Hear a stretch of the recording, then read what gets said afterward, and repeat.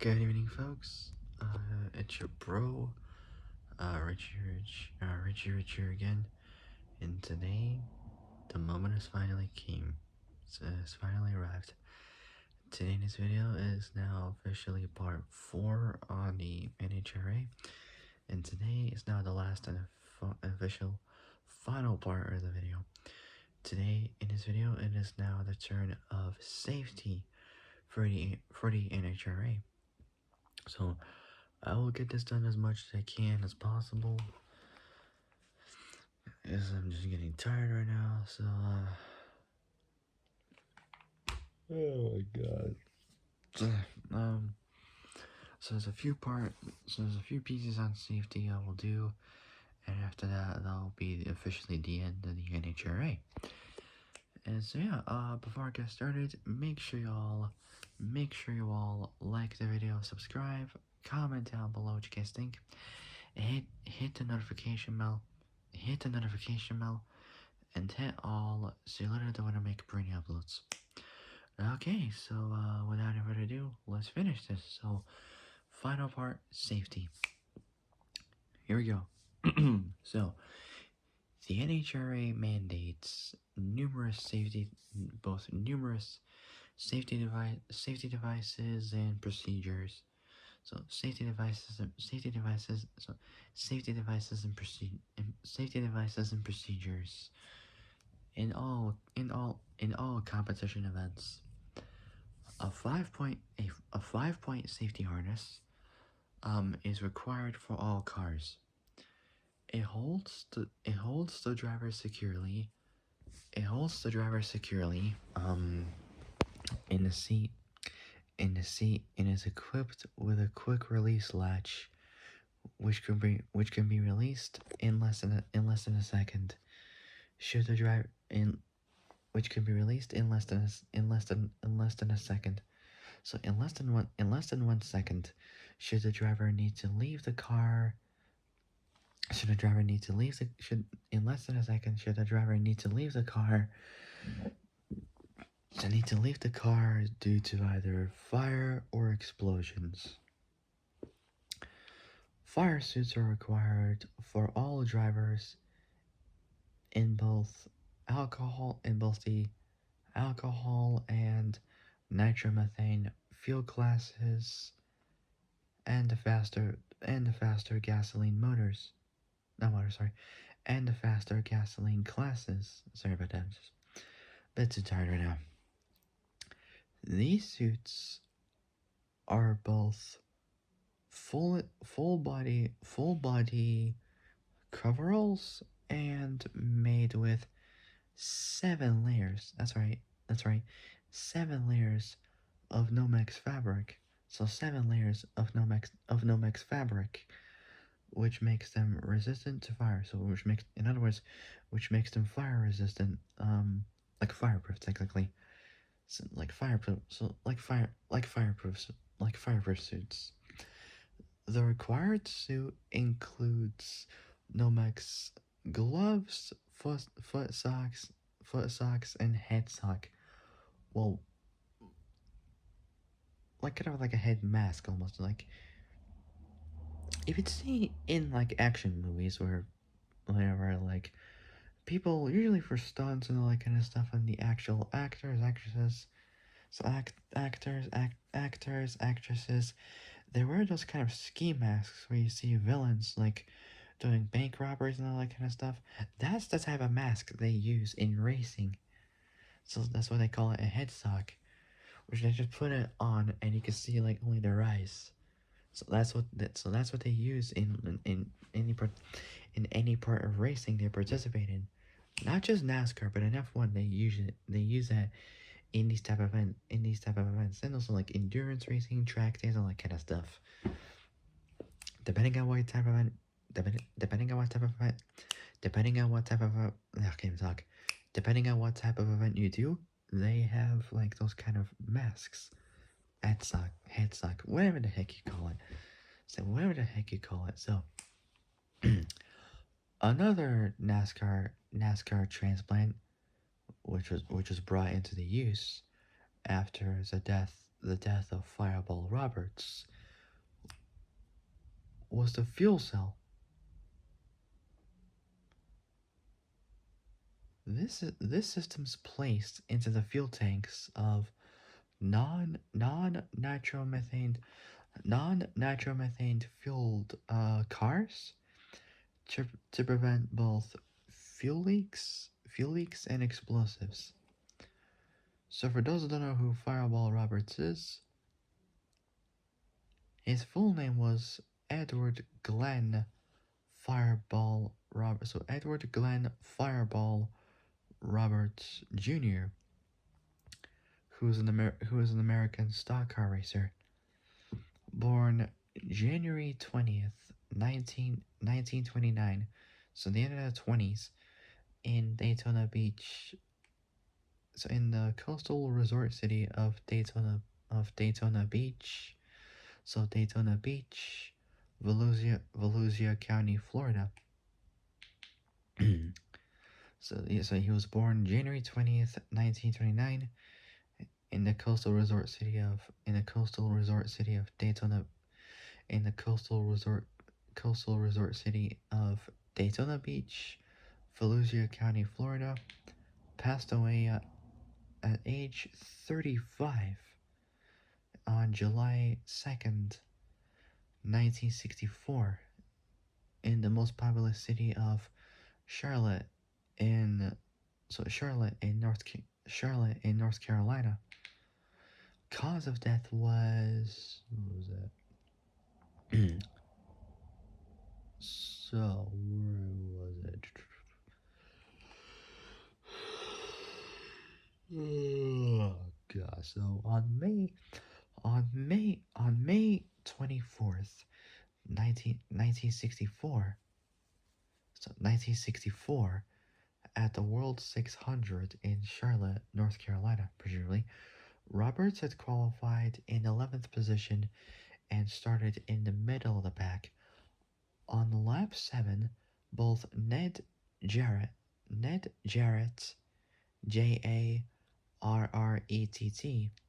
both him and legendary moonshine runner turned NASCAR champion Junior Johnson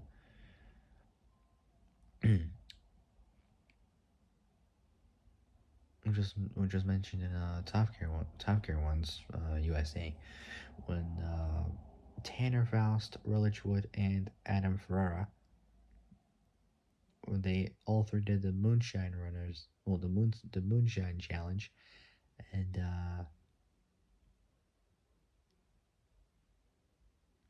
basically they had a challenge about how like he did like the bootleg turn, where like drivers escaped cops by putting their cars into a 180-degree turn and speeding off in the opposite direction. So yeah. So basically, in May 2007, so during mid 2007, like during like the mid late 2000s, Johnson teamed with Piedmont Distillers of Madison, North Carolina, to, introduce the company's second moonshine product, called Midnight Moon Moonshine, and not to the days of his early youth.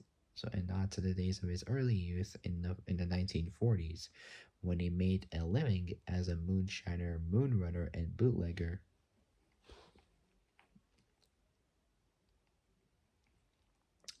So there's a little bit about Midnight Moonshine.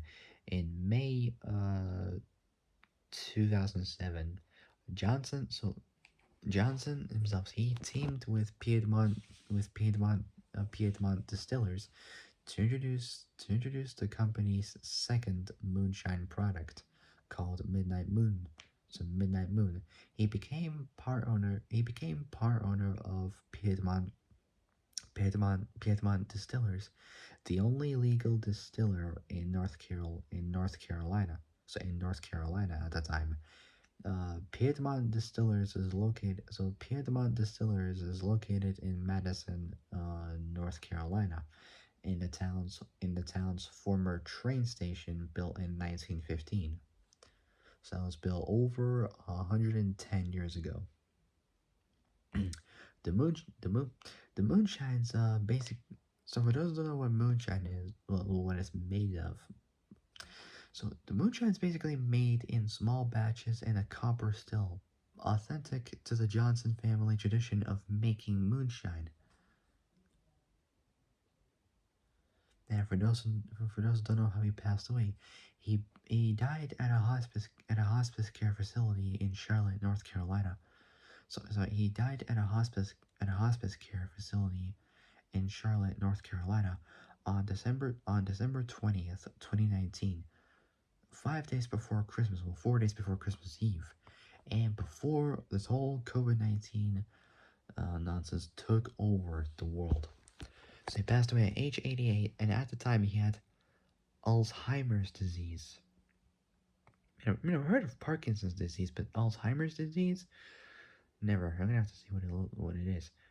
So it's basically a neurodegenerative disease and its most common form of dementia, accounting for around 60-70% of cases. The most common early symptoms difficulty is remembering recent events. So I do struggle with memory and all that kind of stuff. So it's not dementia I have, it's just ADHD I have. I mean, it's how it is. I'm not the people I know. I'm not the only person who has ADHD, but I mean, it is what it is, really. But nothing much I can complain about. So the most common early symptoms difficulty in the most common early symptom is difficulty in remembering recent events. As the as the disease as the disease advances, symptoms can improve. Symptoms can include problems with language, disorientation, including easily getting lost and all that kind of stuff, mood swings, loss of motivation, self neglect, and behavioral issues. So it's another word for like behavioral disorders and all that kind of stuff. As a person's condition declines, as a person's condition declines, they often as a person's condition declines, they often withdraw from both family and society. Gradually, bodily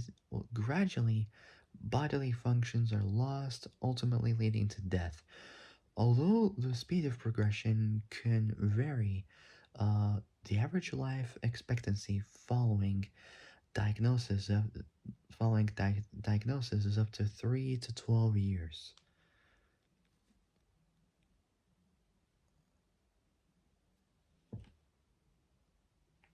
So there's more on that, but I'm not gonna go into like too much detail because it's just gonna take forever, and I know you guys want me to speed things up, but I mean I'm trying as much as I can.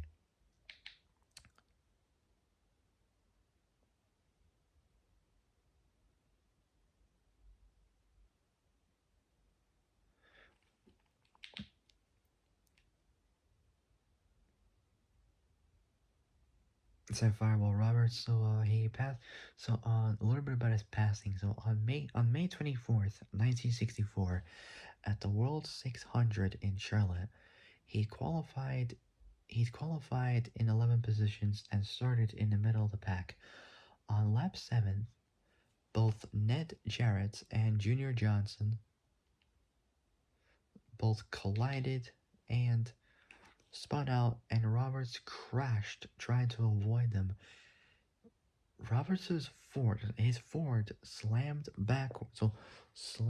backwards, um, slammed in the rear into the inside retaining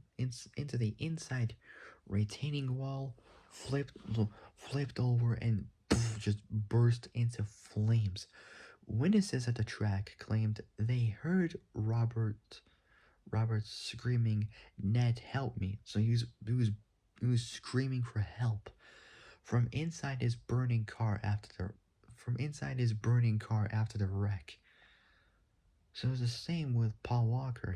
When he crashed back in 2013, November 30th, the car GT engulfed in a inferno ball of flames, and he was shouting for help as well.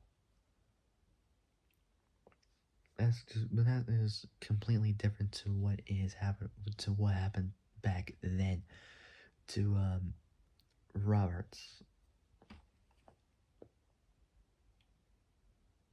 So to Fireball Roberts, so that's a difference there.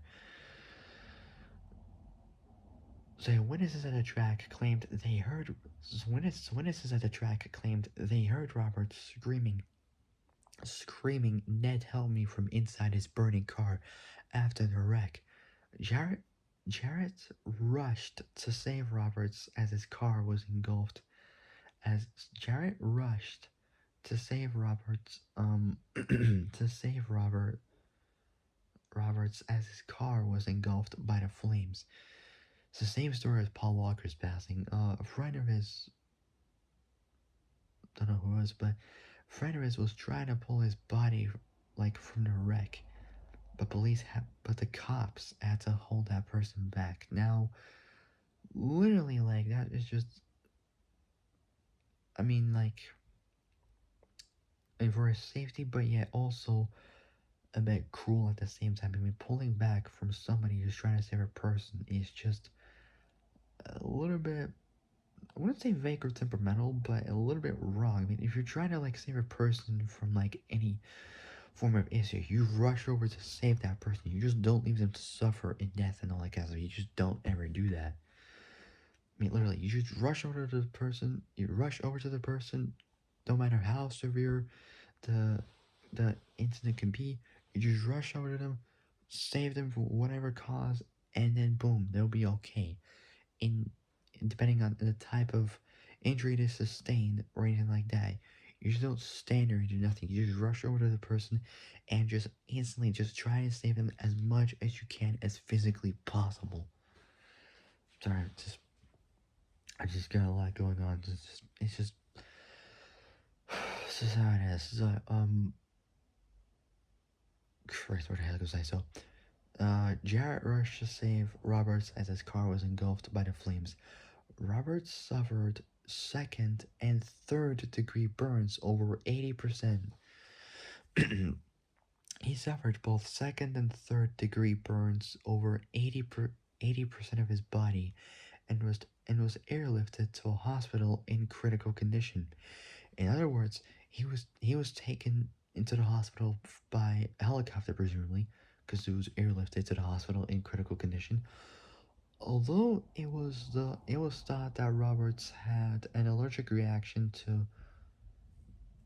to flame retardant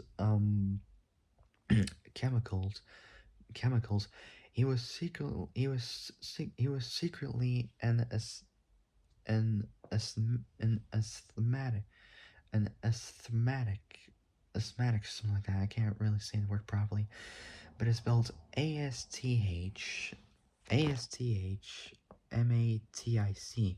and the chemicals affected his breathing. Roberts was able to survive for several weeks, and it appeared he might pull through, but unfortunately, he took a turn for the worse on June 30th.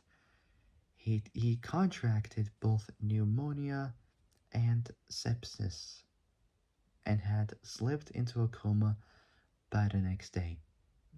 Unfortunately, he passed away from his burns on July 2nd. So his path, along with the death of both Eddie Sachs, his full name was Edward Julius Sachs Jr., SACHS, sounds like a piece of clothing when people wear. So, born May 28th, 1927, in the city of Allentown, in Lehigh County, in so Lehigh, County, Eastern Pennsylvania. So he was born May 28th, 1927, in his hometown in the city of Allentown in Lehigh County, Eastern Pennsylvania. and passed away at age 37 um, on May 30th, 1964, in the town of Speedway in Wayne Township. So in Wayne Township, Marion County, Indiana. So Marion County, Indiana. Cause of death for Eddie was at the at Indianapolis. So when back at the 90s, back at the 1964 Indy 500 on May 30th, 1964. So Eddie, so him and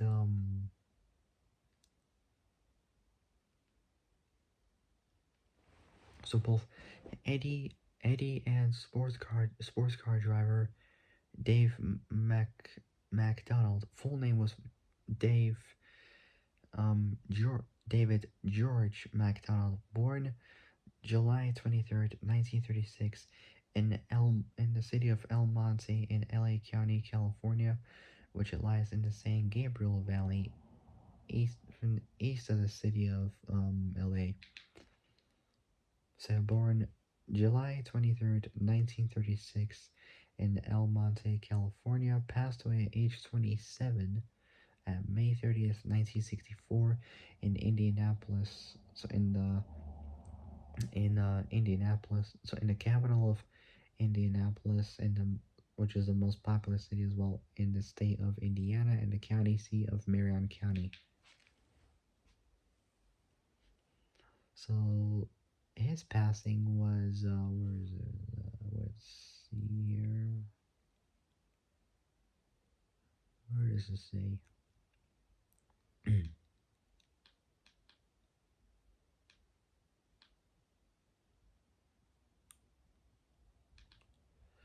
So where is it? So he was basically so on race day, after dropping 2 positions on the opening lap, he began passing cars, moving back up the field.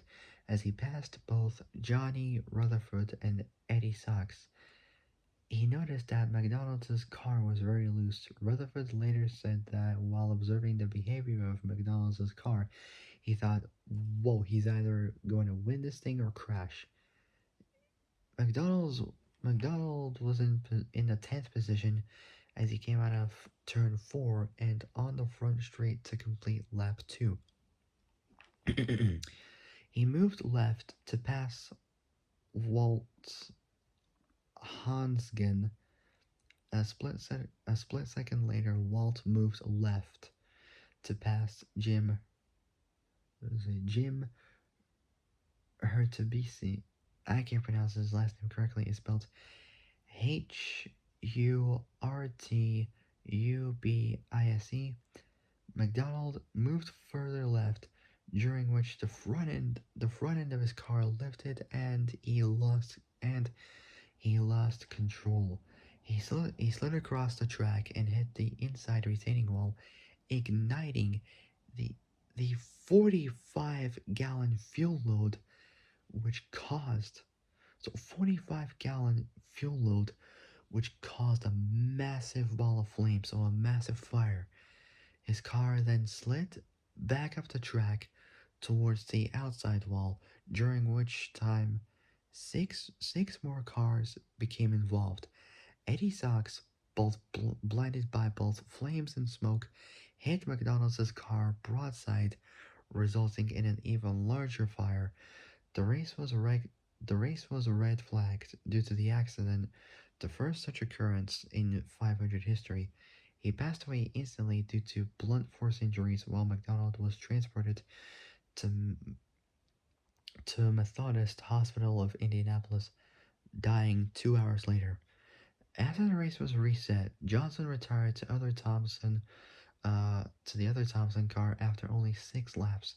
The accident led to safety changes at IMS, so Indianapolis or Indy Motor Speedway, including a USAC, United States Auto Club requirement that cars, so a US Auto Club requirement that cars carry less fuel. So less fuel, it makes them a little bit lighter. a change with a change which led every team to switch from gasoline to methanol prior to next year's 500. Carol Shelby, God rest his soul, Mickey Thompson, and Bill Strupp. I can't pronounce his last name correctly, but it's spelled Stroppe, were among the pallbearers at McDonald's funeral. Shelby later commented that David McDonald had more raw talent, probably, than any race driver ever saw. Said probably than any race driver ever saw. So God rest both Dave and also Carol Shelby as well, and everybody who participated, and all the greats who participated in those events. Okay, so where the heck was I?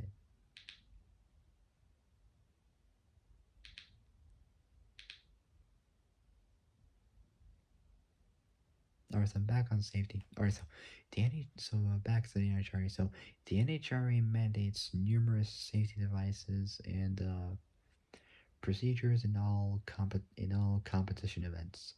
A 5-point safety harness is required for all cars.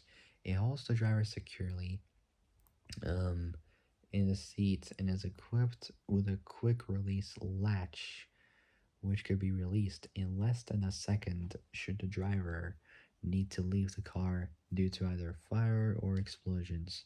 Fire suits are required for all drivers in both the alcohol and nitromethane fuel classes and the faster gasoline classes. These suits are both full body coveralls and made with 7 layers of Nomex fabric, fabric, which makes them resistant to fire. In other words, to make them fire resistant, like fireproof, technically, if you want an easier way to say it. The required suit includes Nomex gloves, foot socks, and head sock, which is basically like a mask, technically. It's like like if you see in action movies where where like bad guys they would like wear those masks like to do bank robberies. That's the same for those kind of races. So basically, NASCAR and all that kind of stuff, they would use those kind of like masks. Well, head sock, as they would call it. So another NASCAR NASCAR transplant, another NASCAR transplant, which was brought into use after the tragic demise, so passing, so death technically of Fireball Roberts. God rest his soul, mirrors to peace. Was the fuel cell. This bladder is placed. I know it's kind of odd when it doesn't say it like that, but apparently that's what it is. Well, I'll say system technically. This system is placed into the fuel tanks of non-nitromethane fueled cars. So it's basically cars that are not fueled with nitromethane in their fuel system.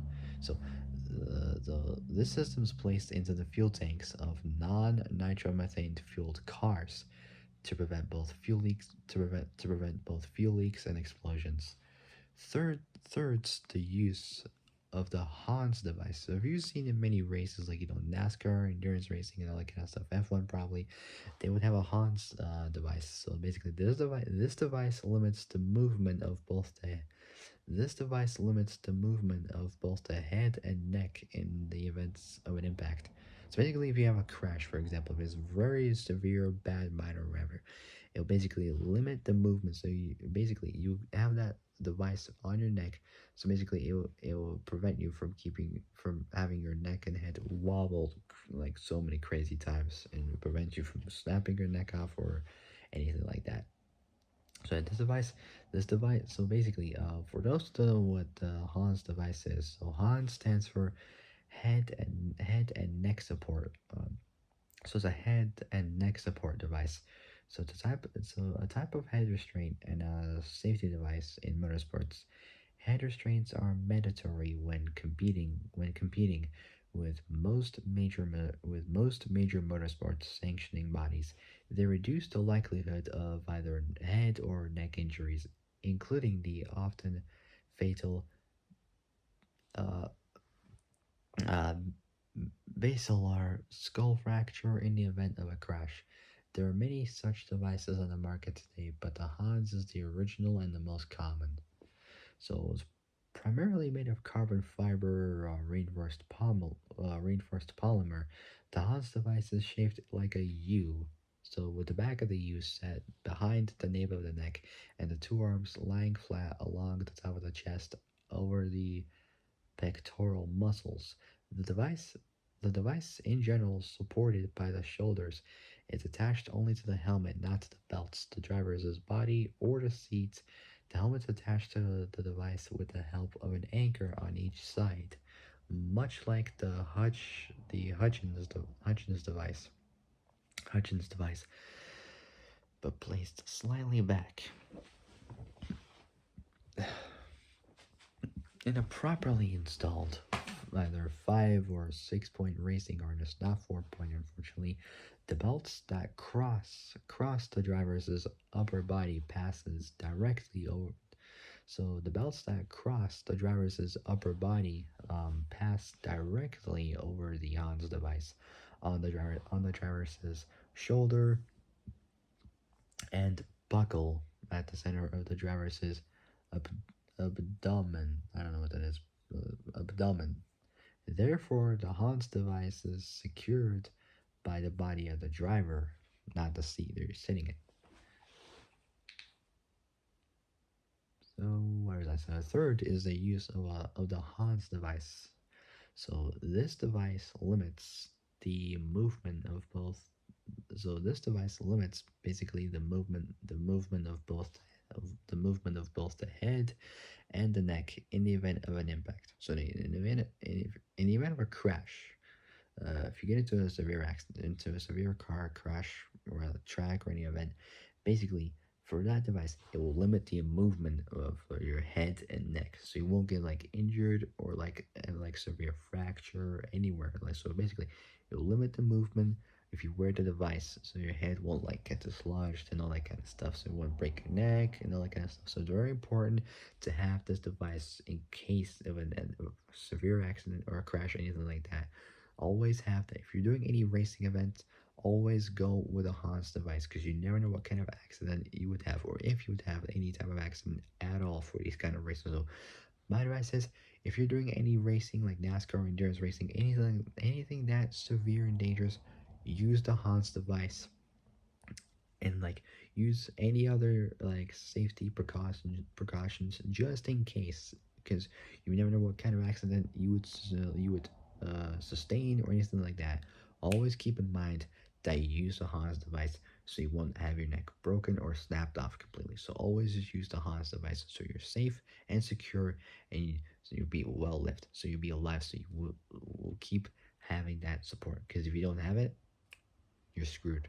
Basically, if you don't have it, you're like gonna snap your neck at any moment, and you'll just completely be gone completely. So always have that around your neck, just for safety precautions and safety reasons, just in case. Just thought I'd let you guys know. Just keep that in mind, alright? Because again, you never know what's gonna happen. Never know. Anyway, so yeah, third is the use. So third is the use of the Haas device. This device limits the movement of the head and neck in the event of an impact. Fourth is the titanium shield. So fourth is the titanium shield that must be placed. That must be placed behind the head of all both dragsters and funny cars, down to down to the alcohol ranks. This is to prevent any this is to prevent any debris from entering the interior and becoming a missile hazard. So this is to prevent any debris from entering the interior and becoming a missile hazard to the driver. So to the driver after the death of top fuel racer Darren Russell, may rest in peace. So if you've seen funny cars and drag shows and all that kind of stuff, they would basically have like some kind of like titanium roll cage kind of like shield thing. Like if you'd see like in dragsters and like funny cars, they would have like some kind of metal frame around it. So basically, they would stop for like much, like they would basically would try to stop as many like as much of the debris from flying in there as possible. So just will protect you from it. Even if you have a helmet on, it would have like some kind of cage probably. I don't know, and they would stop like bunch of like debris and like the rubber from like the tires from entering inside and just hitting you, so it prevents you from like basically getting hurt and all that kind of stuff. So this is to prevent this is to prevent any this is to prevent any debris from entering the interior and becoming a missile hazard to the driver after the death of top fuel racer Darren Russell. Fifth is the most important one, the most crucial that you guys will always have to have in any race car at all times, because that's pretty much the rule to have it in case of any hazard. Have this important one, because this next one is literally the important component for the main procedure. And fifth is the onboard fire extinguisher system.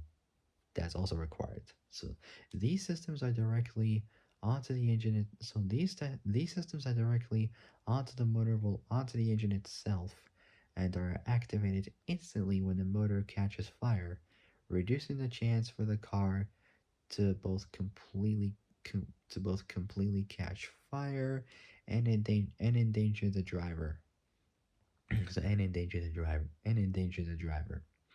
The driver also has a MAC, so a manual activation control system available. This has been in place on all cars since 1983. So during like the early mid 80s, something like that, when an engine, so when a both a motor explosion and fire came very close to killing then funny car driver Mike Dunn.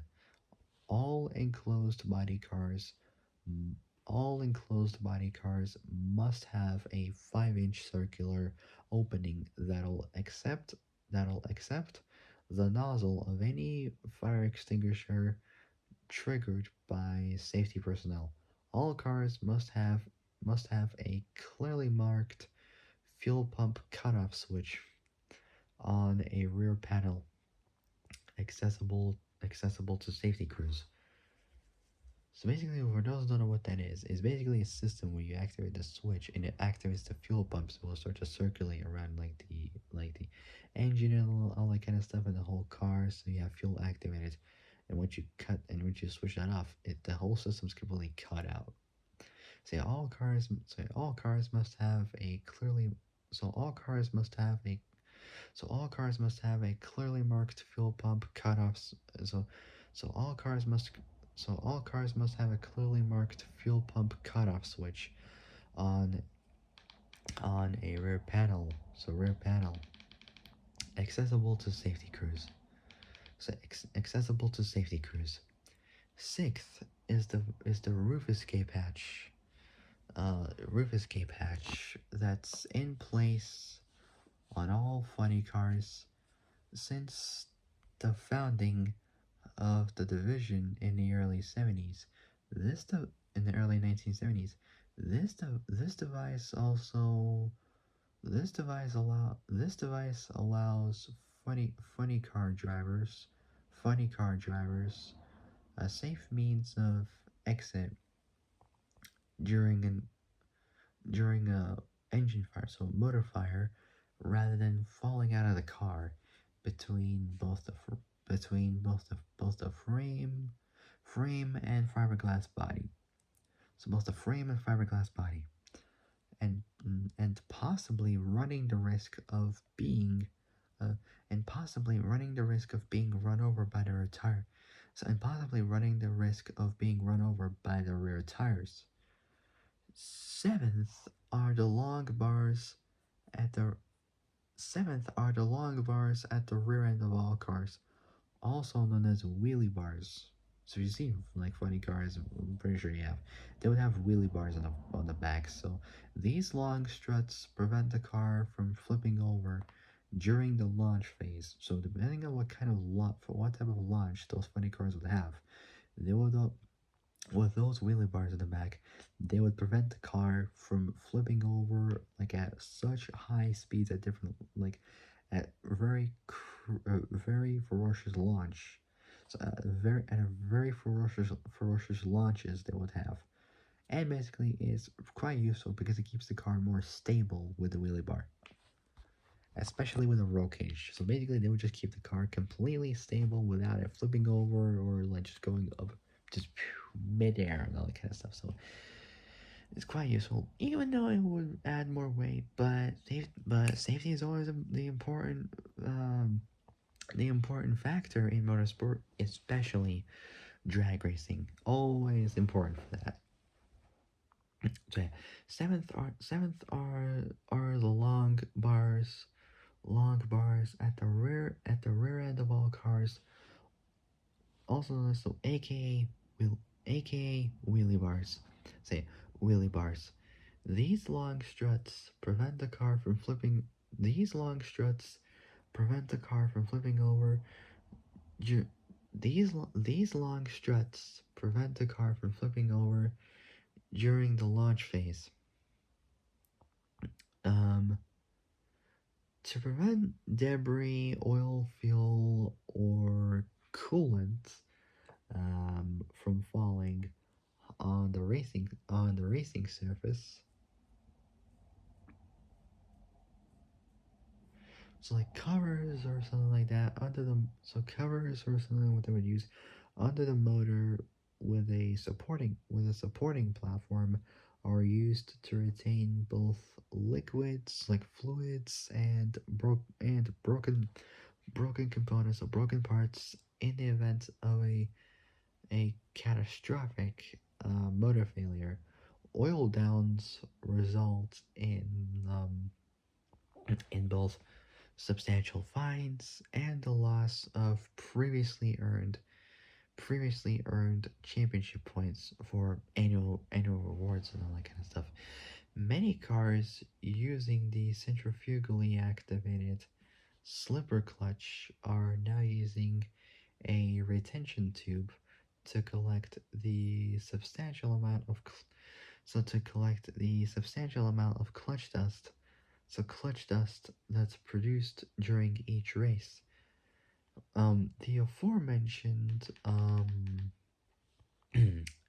the aforementioned recent practices, along with a long-standing requirement for a Kevlar style Kevlar style retainer blanket over the supercharger. So Kevlar style retainer blanket over the supercharger considerably reduce the potential for both injury and fire, in addition to assure both a cleaner and safer racing surface, resulting in a dramatic reduction in race delays for track cleanup. The rear tires of the car, which are called slicks, due to the fact that there's no tread on them at all. So there's no grip on those. It's like drag tires, drag radials technically. So basically, there's no traction on the tires. So there's no grip on them at all. so no tread on no tread on them. Are specific are specified with safety considerations in mind. These tires are made from a much harder compound, so a much tougher compound than in previous years, so that the tire is resistant to disintegration, so it doesn't explode and all that kind of stuff. This amount came about after the death of Russell.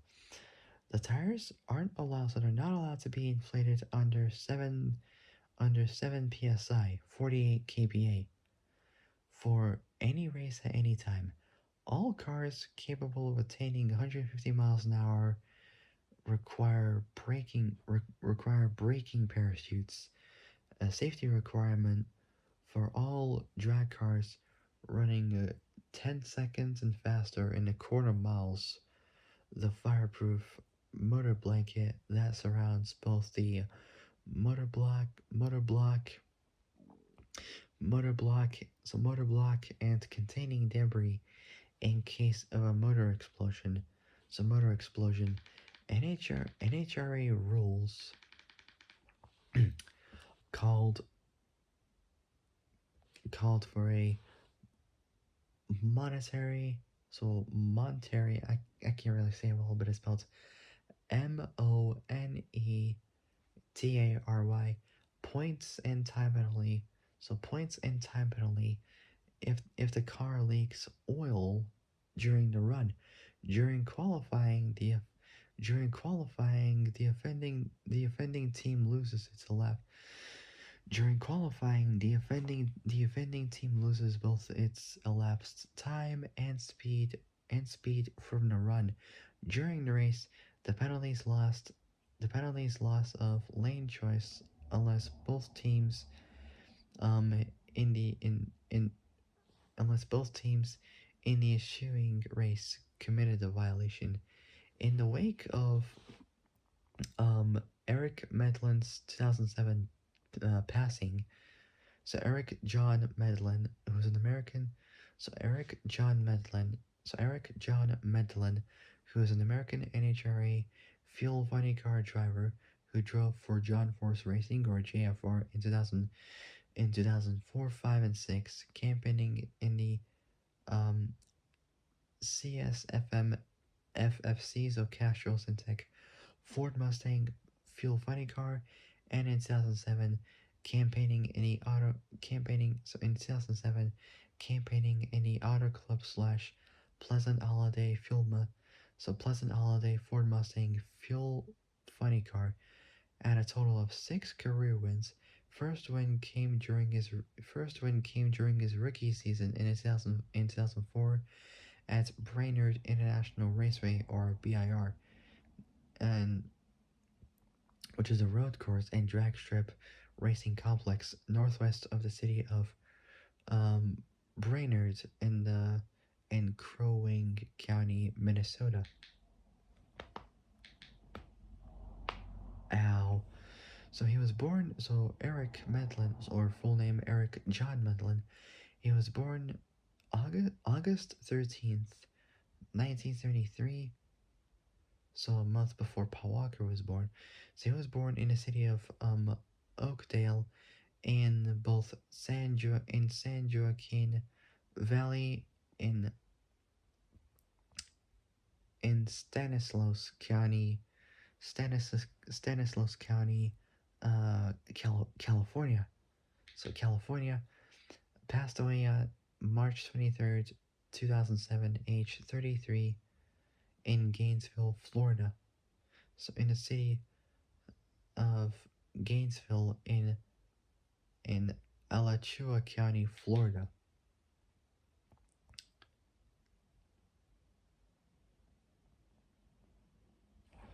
So cause of death, on March 19th, 2007, during a test season at Gainesville Raceway in Gainesville, Florida, he was critically injured when his funny car developed the most severe tire shake ever recorded in a funny car. The side-to-side force of the shake caused his head to just hit the roll bars. It's like the roll cage around his head, causing severe head injuries. He became unconscious, causing the car to both lose control and just strike into the wall.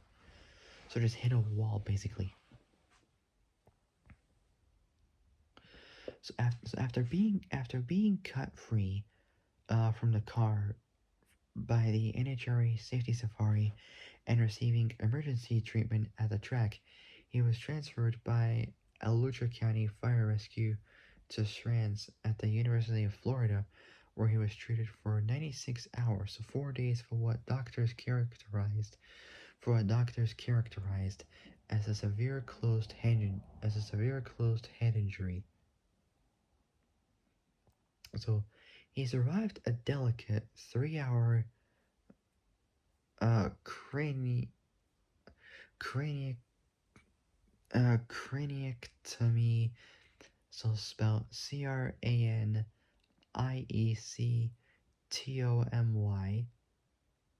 procedure to relieve both pressure and hemorrhaging.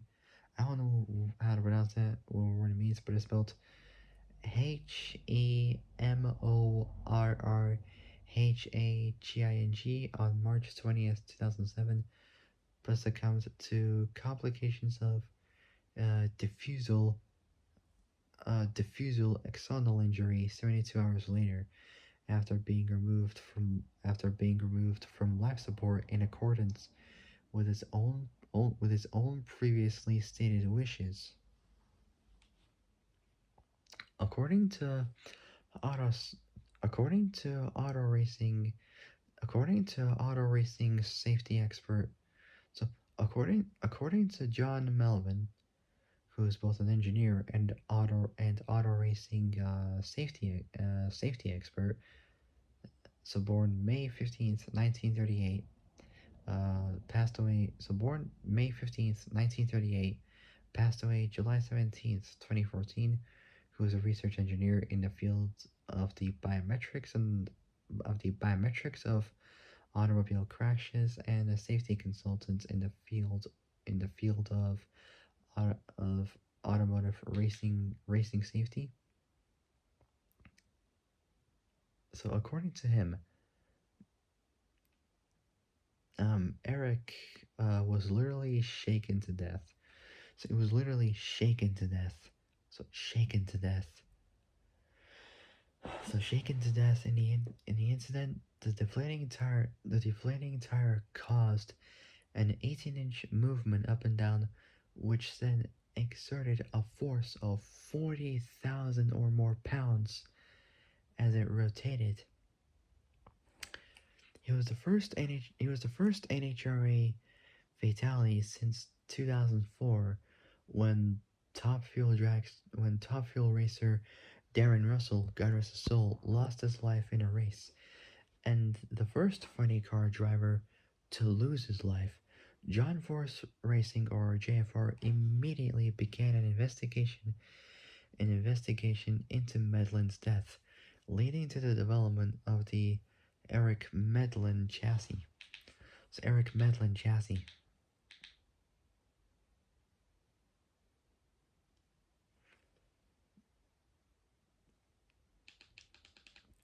All right, back to the NHRA. So all cars capable of attaining 150 miles an hour require braking parachutes, a safety requirement on all drag cars running a 10-second and faster time in the quarter miles. The fireproof motor blanket that surrounds both the motor block and contains debris in case of a motor explosion. NHRA rules call for a monetary points and time penalty if the car leaks oil during the run. During qualifying, the offending team loses its elapsed time and speed time and speed from the run. During a race, the penalty is loss of lane choice, unless both teams in the ensuing race committed the violation. In the wake of Eric Medlin's 2007 death, the roll bars in the funny car underwent modifications to further improve safety. They're padded with both thick insulation and thick insulation and coated with several layers of Nomex to prevent the padding the padding from catching fire during a motor explosion. So explosions of the engine. Another facility safety another facility Um, Safety features: the large. Another Well, sorry if I'm taking so long. I'm trying my best. So another facility safety features the large sand pit at the end of the track, past an area of the track known as the shutdown area, aka a sand trap. This 12 meter, so this 40-foot long 12, 12, 12-meter sand pit has been placed to either slow or stop a car. In the wake of Scott Kalita's death at Englishtown, New Jersey in 2008, the sand traps have been made both longer and deeper, going from 3 feet deep to 6 feet deep, so it's twice the amount, and from 40 feet, so it's 12 meters long, to double that as well, to 80 feet, 24 meters long. Anchors for any arresting netting must be buried underground with no obstructing posts. So, for those who don't know who Scott Catillo is, so he was born, what is it? Born February 18th, 1962, in in the city of Mount Clemens in Michigan. So born February 18th, 1962, passed away June 21st, 2008. June 21st, 2008, age 46, at Old Bridge Town at township of Old Bridge Township in Middlesex County, New Jersey, located in the RVR, Raritan Valley region, and within the New York metro area. So he passed away there, age 46, June 21st, 2008. Cause of his passing: he was fatally injured at that date on June 21st, 2008. He was fatally injured during the final round of qualifying for the 2008 Lucas Oil NHRA Super Nationals at Old Bridge Township Raceway Park in Englishtown, New Jersey. His funny car was traveling about 300 miles an hour. This is speed level the Bugatti Chiron Super Sport would do. So most modern early mid 2020s hypercars would do over 300 miles an hour, that kind of stuff. When the motor exploded in flames near the finish line, the the parachutes were damaged and failed to slow the car. Failed to slow the car. According to the NJSP, New Jersey State Police official news release, evidence discovered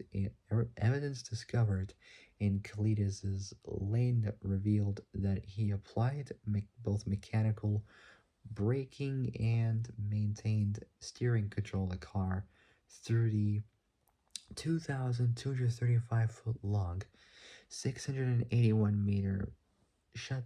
So 681 meter to 2,235 foot long, 681 meter shutdown portion of the racetrack. Post crash examination of the car further revealed the clutch system to be locked, maintaining motor power to the rear wheels. Both witnesses and audio recordings revealed that the car's motor was firing throughout the shutdown portion of the racetrack, which further reinforced the fact that the car's motor was still providing power for some time. Kalidas' car reached the end of the paved racetrack and went through a sand trap at around 125 miles an hour. The car went over the concrete over the concrete retaining wall. The car continued forward and hit a piece of heavy equipment, which was positioned outside the runoff area by the ESPN news TV news crew. Like ESPN when they do the news. So what? So outside the runoff area by the ESPN TV crew, this impact caused this impact caused catastrophic damage to both the car and additional separation of chassis components and the vehicle's motor. The largest portion of the race car came to rest in a grassy area 250 feet south of the shutdown area. Kalita was contained in this portion of the race car, and had sustained fatal blunt force injuries. A review of info provided by Delphi, DELPHI, which was recorded by accelerometers mounted to the which was recorded by accelerometers mounted to the car, revealed multiple impacts producing over 100 G, while some either approaching or exceeding 200 G. So while either approaching or exceeding 200 G, so it's double the amount. He was then transported to the old bridge division of Raritan Bay Medical Center, and unfortunately was pronounced dead on arrival. So he passed away once he got there. Jeez.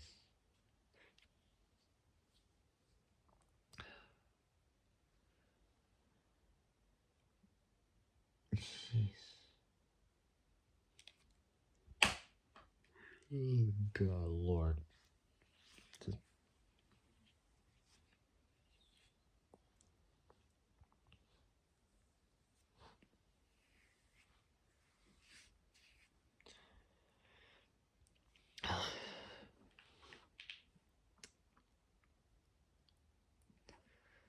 God, may rest in peace, bro.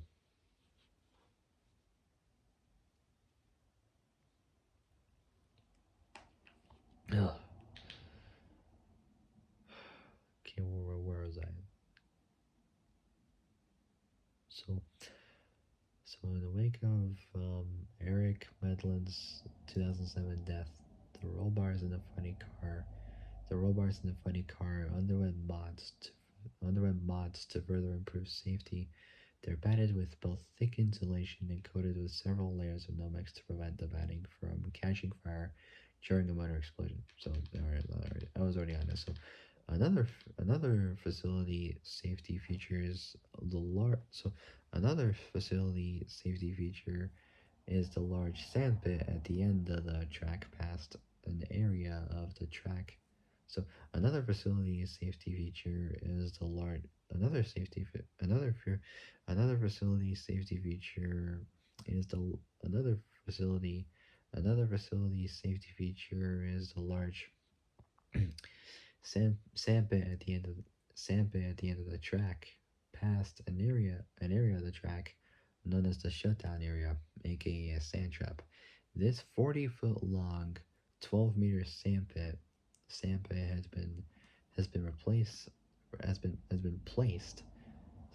been placed not not replaced, sorry, has been placed down placed down to either slow or stop a car.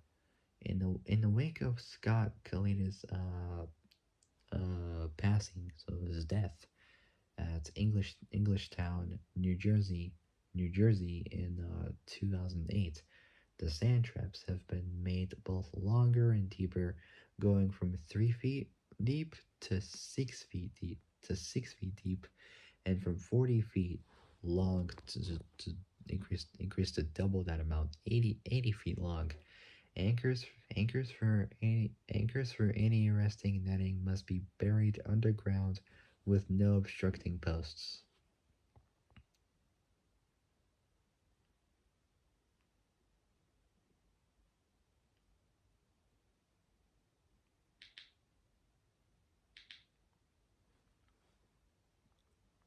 Same with no obstructing posts. Some of the new safety features deal with the track themselves. In the wake of Kalita's death, there are now heavily padded retaining walls at the end of the sand traps. These walls are able to withstand the impact of a car traveling at well over the usual speed of any division within the NHRA's pro categories. These retaining walls take the place of the old rubber polymer safety nets that were once held up with concrete posts. Another safety mod was another safety mod was a direct res- another safety mod was a direct result of Kalita's death. The NHRA began installing a sensor that the NHRA began installing a sensor that constantly checks the car's motor and should the car backfire at any time during the race, or if the burst panel's blown out. So if the burst panel's blown out by a motor explosion, both the fuel pump shuts off and the parachutes are deployed just boof deployed automatically. So the parachutes are, so are automatically deployed. Although several drivers in both the top fuel and fuel co- and not fuel both top fuel and funny car divisions have stated their dislike for the new sensor, they do admit that it should cut down. They do admit that it should cut down on on any fatal crashes on any fatal crashes similar to Kalidas. This device was developed by Force Kenny Burstein. So by Force Kenny Burstein, who is an American drag racer and former NASCAR and IndyCar team owner, nicknamed the Bud King for his success in the Budweiser King Funny Car and Dragster. He's also been nicknamed the King of Speed because he was the first driver to break, to destroy, destroy 300 miles an hour in the standing start quarter mile. He was born September 6th, 19 December 6th, not December, sorry, September 6th, 1944. 1944, age 80.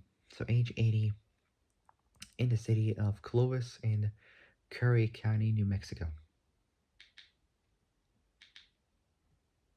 So this device was developed by Force, Kenny Burstein, and Tony Schumacher.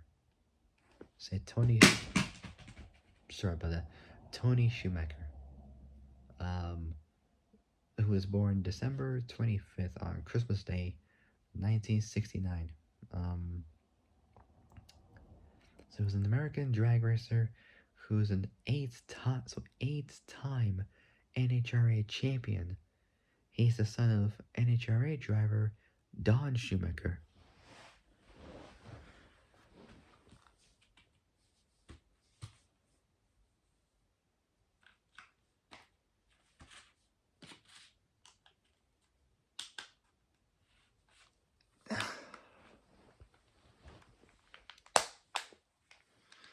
So it doesn't say whereabouts he's born, like what place and what state. I ain't got a clue in the world, but oh well. For some it doesn't really show, but oh well. It's just how it is. Nothing I could complain about that. Anyways, this device was developed by Force Kenny Bernstein. So Kenny Bernstein and Tony Schumacher, along with NHRA Racing Development and so NHRA Racing Development and NHRA Track Safety. It was implemented at the start of the It was implemented at the start of the 2009 season. The sensors used only in both the funny car and top fuel divisions. Pro stock doesn't use either nitromethane or superchargers or turbochargers probably or twin charging, which is basically both twin which is I can't even talk, which is basically both turbocharging and supercharging. The main car that I know that has that kind of system is both the VW Golf GT and the Zenvo ST1. So so Pro Stock doesn't use nitromethane, so either nitromethane or superchargers in their motors, and this presents a much reduced risk of the massive explosions. So massive explosions that could be seen in the nitromethane fueled cars, and often at their peak speeds. Prior to the late 80s, prior to the late 80s, fans could station themselves. Fans could station themselves up to the guardrails so they could be closer to the fans could station themselves up to the guardrails so they could be closer to the action. However, in the wake of several rather dramatic accidents on track, where spectators have been either injured or killed, fans are no longer allowed within 75 feet of the guardrail. One of the newest safety requirements came after a near fatal crash at Texas Motorplex in where is it located? In the city of Ennis in eastern Ellis County, Texas. So at Texas Motorplex in Ennis, eastern Ellis County, Texas, when John Force's car experienced a severe case of tire shake. So a severe case of tire shake, which coupled with the release of his parachute, with which coupled with the release of his parachutes, ripped his car cleanly in two. So just cleanly in half. So in two, directly behind the motor. This frame failure exposed him to severe injury with either no body or frame in front of his feet, as the severely damaged car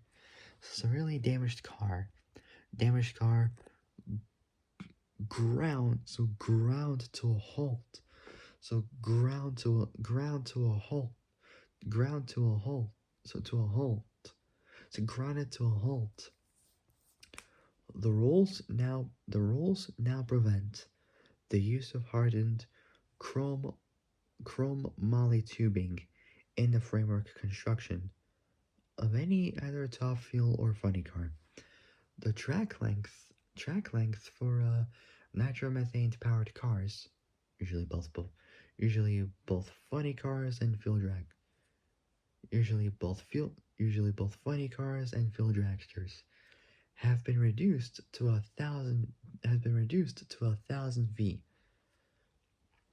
So it's like 305 meters to reduce both the likelihood and severity of both blower and motor explosions, it's like supercharger blowers and motor explosions and fires at or above 200 miles an hour. So it's over like 320, 325, or even 330 kilometers an hour. So at or above 200 miles an hour, all other classes continue to race a full 1,320-foot quarter mile. So all other classes continue to race a full 1,320 foot, so 1,320 foot, so quarter mile, which has been the original distance established, by the NHRA in the 1950s. So in the 50s, the 2010 season brought a new safety to top fuel races, well, top fuel classes. Should the driver be rendered unable, to perform the standard shutdown sequence at the conclusion of a run, a pair of redundant transmitters placed both 400 and 600 feet past the finish line will signal an onboard receiver to automatically shut off both ignition power. Can't even say it right. I'm just getting tired. So both ignition power and fuel to the motor, and deploy the parachutes. The transmitters are both designed and placed so as to avoid so designed and placed so as to avoid inadvertent triggering of the automatic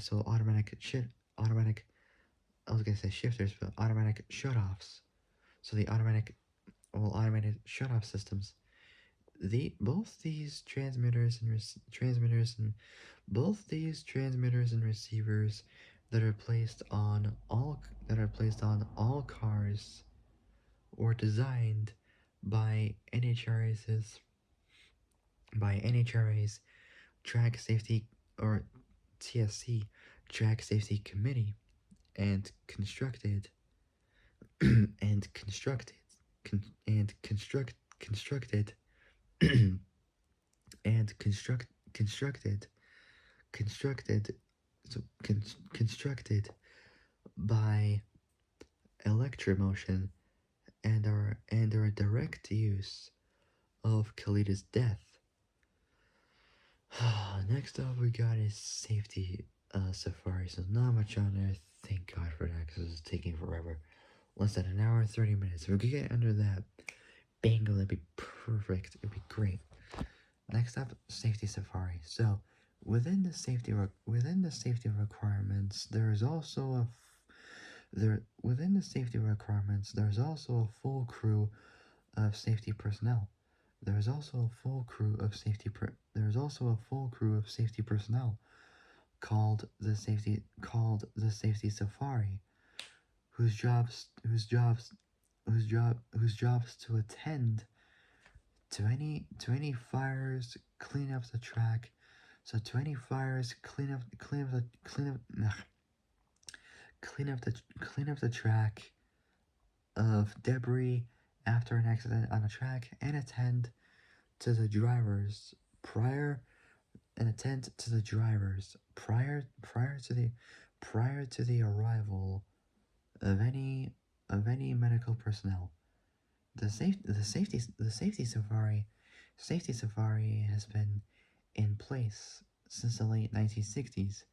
So since the late 60s, after a rash of on traffic, on track accidents caused caused several promising drivers to retire early.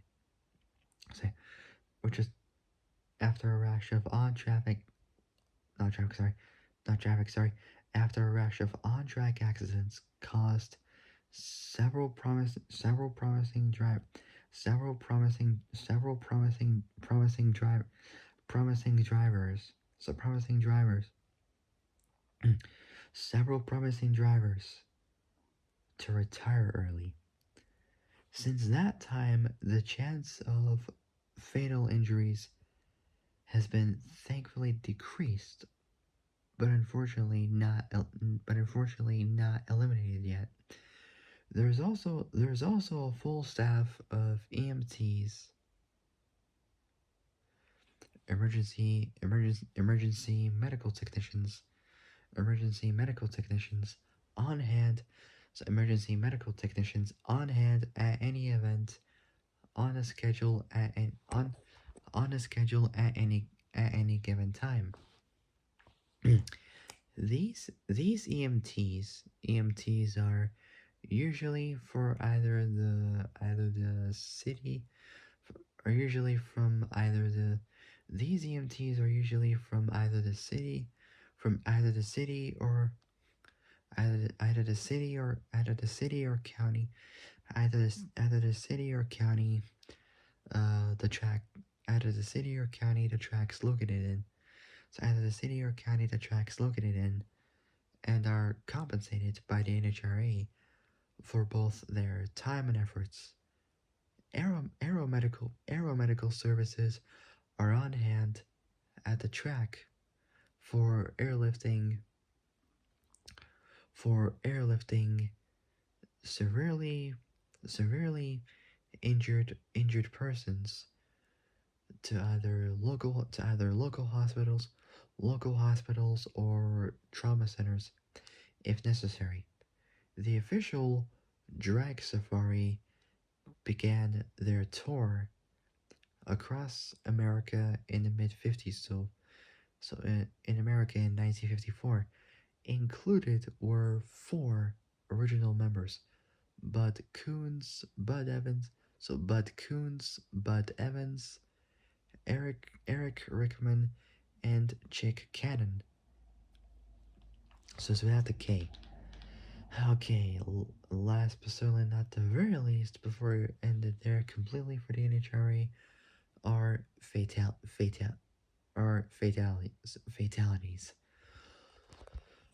Let's do this thing. I need a drink of water. I'm getting thirsty right now. Jeez.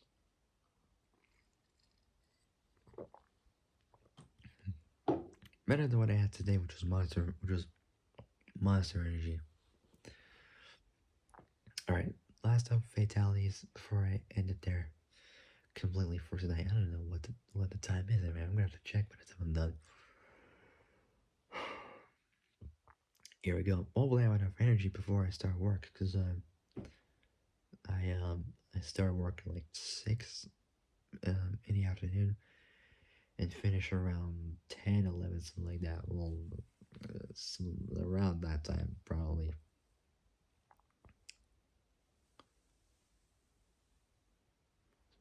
Like 9, 10, 11, something like that.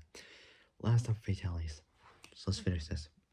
So, although there are several safety procedures in place to prevent fatal accidents. No amount of safety, no amount of safety can completely prevent fatalities on the track. I mean, it can a little bit, but not entirely. It can no amount of safety can completely prevent fatalities on a track. There are notable incidents that there are notable incidents that took place at NHRA national events, or in either pre or post race testing after national either either pre or post race test either pre or post race testing after national events.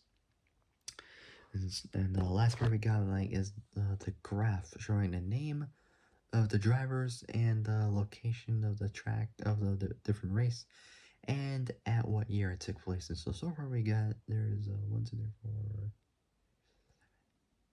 4. Hold on, there's 1, 2, 3. So there's 9 drivers in different locations for the different years. So the first one we got is Sneaky Pete Robinson. Sneaky. Look, so Sneaky Pete Robinson at Auto Club Raceway at Pomona, California, which was the filming location where they shot the final California high school drag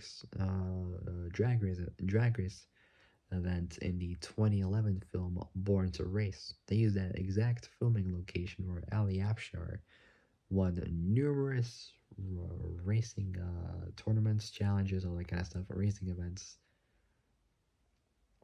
And for those who don't know who Ali Afshar is, he's basically the president and founder of Easy Street Motorsports, which is commonly known as ESX Motorsports, where he has a bunch of Subarus and modifies them to like over 1400 horsepower just from a single turbo kit.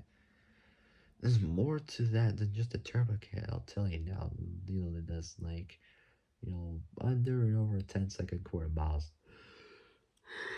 Good, all that kind of stuff, and blah blah blah blah. It's not just Subarus, but it's like Aston Martins and Lambos, Vipers, all that kind of stuff. More than that, maybe Camaros, Mustangs, all that kind of stuff. But mostly was Subarus he works with. So the racing teams was pretty good.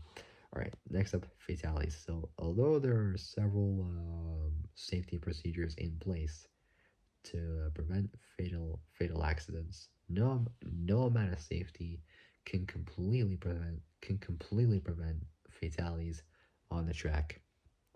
On the track. So on the track. On the track. There are notable incidents. That took place at NH. There are notable incidents that took place at NH. There are notable incidents that took.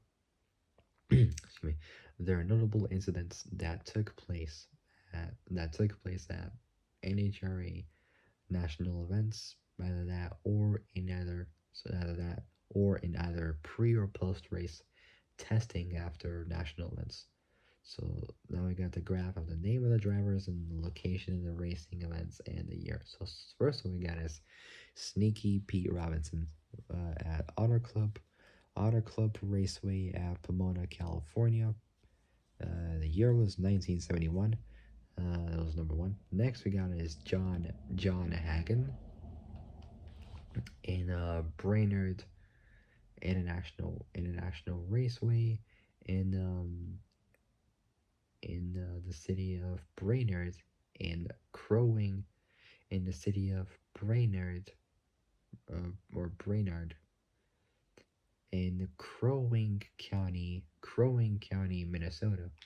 So Minnesota. So John Hagen at Brainerd International Raceway in the city of Brainerd in Crow Wing County, Minnesota. So Brainerd International Raceway. So in Brainerd, Crow Wing County, Minnesota in 1983. And we got both Blaney Johnson and his full name was Blaney Hiram Johnson.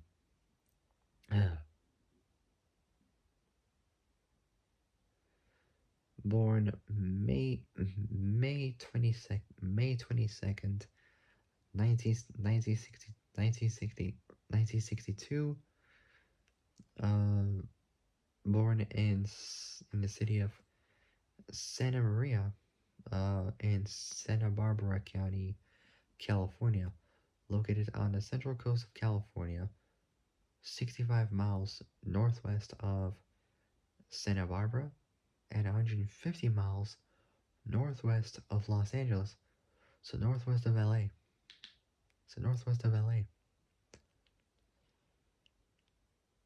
So he was born May 22nd. So Blaney Johnson was a pro drag racer, born May 22nd, 1962, in Santa Maria, California. Passed away at Indianapolis in Indiana at age 34 on August 31st, 1996. Say 1996.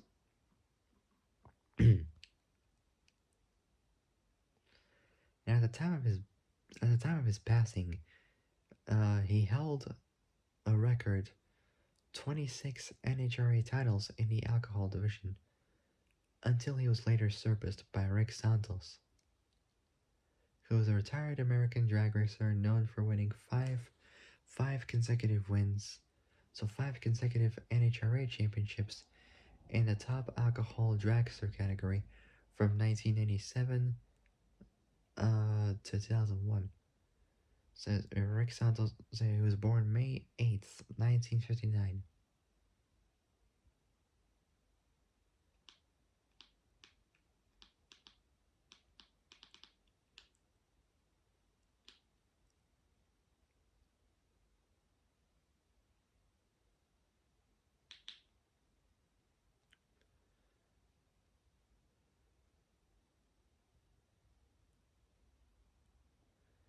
So at that time when he was 24, he didn't drive anything faster than a freaking Chevy Vega.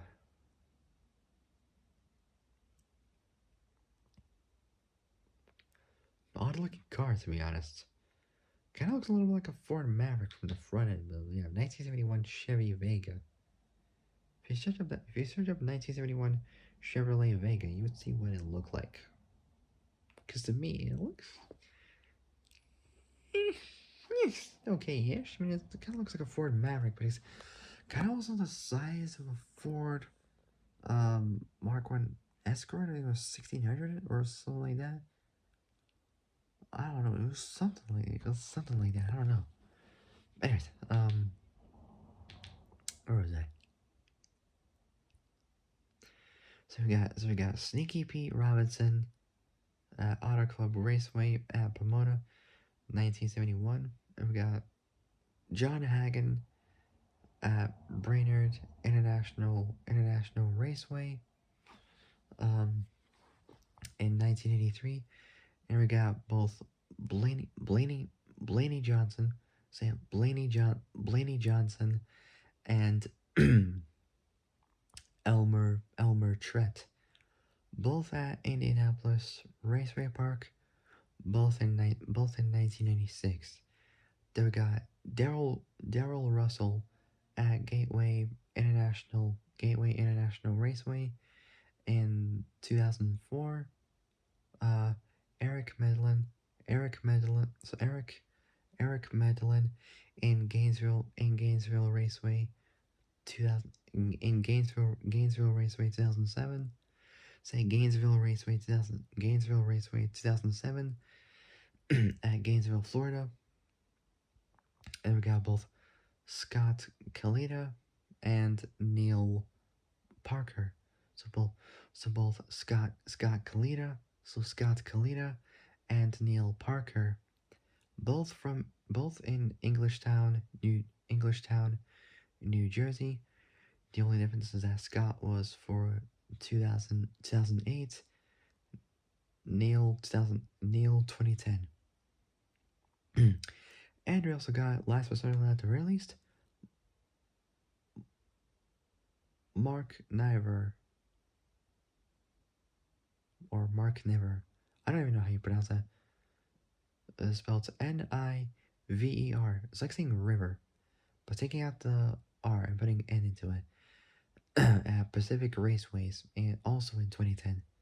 Said Pacific Raceways also in 2010. Said also in 2010. Okay, so that is officially it for the NHRA. Finally done. So if you guys want to visit, so if you guys want to find out more about the NHRA and how everything goes, if there's any racing events happening or anything like that, just simply visit the website NHRA.com. I'll put the link in the description below. So I'll put the link in the description below so you guys can check out everything about the NHRA, what events happens, how it works, all that kind of stuff, blah blah blah blah blah blah blah blah, all that kind of stuff. So yeah, I'll put the link in the description below so you guys can check it out. Okay, we're finally all done. So that is officially the end of the NHRA. Okay, let's see what the time is. If it's over 12, I'm screwed. Oh my freaking god. Oh you my god, are you kidding me? 1:10 a.m. in the morning. Oh my god, I am gonna be completely tired by the time I wake up from the next. I'll be completely tired by the time I wake up in the next few hours. Oh my god. Just, oh god damn it. Man, oh man. I'll try to shorten as much as I can as possible, but I don't know. But it depends on what I'm doing next for my next video, which I ain't got a damn clue in the world of what I'm doing. God, I'm so tired and thirsty at the same time. Oh my god.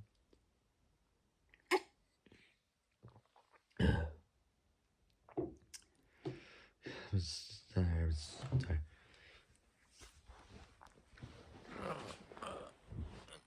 Alright, I'm so tired right now. Alright, Harvard's starting to heal better now.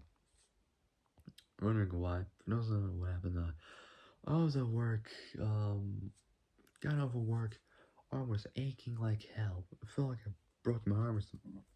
I felt like I broke my arm or something, but I technically didn't. It was just this agonizing pain because I was moving those metal. I was basically working with metal, moving those long pieces of metal around, stacking it up, moving so freaking heavy. I had to wear gloves for this. Moving it across, wrapping it around with tape, securing it, and all that kind of stuff, packing it all up.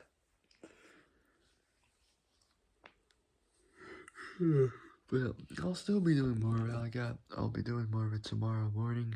Well, that is, I'm not working in the morning, I work in the afternoon, and I finish at night. So I finish at night. So a little bit of a night shift going on, which, yeah, is, I know it's a bit of a brain night shift, but I gotta get it done as much as I can as possible, so I'll see what happens tomorrow. Could possibly be like the same or possibly different mountain, but I'll see what happens. Okay. I'm shivering a little bit cold, but bit cold. It's a little bit cold. Okay, so that would be it. So that's officially it for the NHRA. And for this video, I'm so tired. For my next video, I don't know what I'll be doing, but I'll let you guys know what I'll be doing next. So yeah, so yeah. If you guys like this video, like and subscribe, comment down below what you guys think. I can't even talk. Hit the notification bell, and hit all saluted of when I make brainy uploads. Okay, so that'll be it. I gotta go sleep. I am tired right now. I'll see you guys in the next video. But until then, stay safe. Have a great evening. Well, have a great morning and have a great day as well. And I'll see you guys soon in the next video. So 1:13, almost 1:14 a.m. in the morning. So yeah, I gotta go. I'll see you guys in the next video. But until then, stay safe. Have a great morning, and also have a great day. Wish me luck for work tomorrow in the afternoon. Well, yeah, afternoon. I finish in the evening anyways. So I finish at evening anyways. And so yeah. So wish me luck tomorrow. I'll see you guys in the next video. So yeah. Take care, folks. Sorry. Take care, folks. Sorry. Take care. I can't even talk. Take care, folks. So, take care, folks. Stay out there, and I'll see you guys soon. Good night.